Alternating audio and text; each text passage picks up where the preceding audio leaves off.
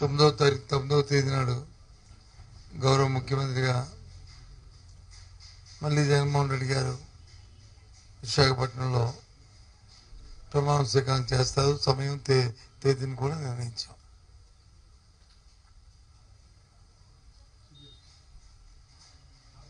మీరు అడగచ్చు, ఏంటి సార్ అంతా నమ్మకమని.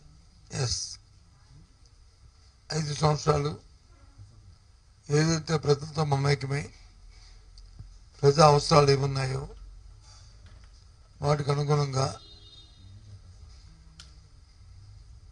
వారి జీవన ప్రమాణాలు పెరిగే విధంగా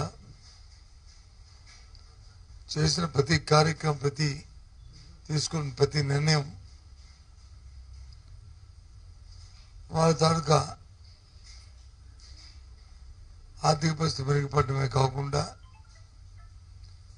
సమాజంలో, సంఘంలో ఒక గౌరవాన్ని కూడా ప్రతి సామాన్య పౌరుడికి వచ్చింది.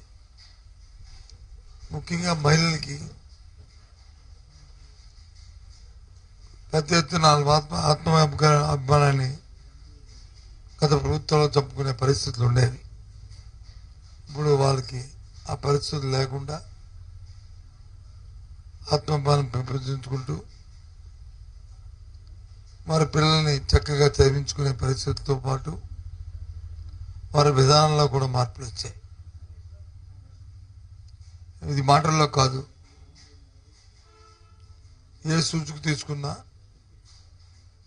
అన్ని సూచికలు కూడా ఇంతకుముందు దేశంలో 17, 18, 19 స్థానాలు ఉన్న జీడిపి కానీ, పర్ క్యాపిటల్ ఇన్కమ్ కానీ, లేదు పావర్టీలో ఉన్న రిలేషన్ కానీ అన్నీ కూడా ఇప్పుడు 3, 4, 5 స్థానాల్లోకి రాష్ట్రం రావడం అనేది గొప్ప పరిణామం.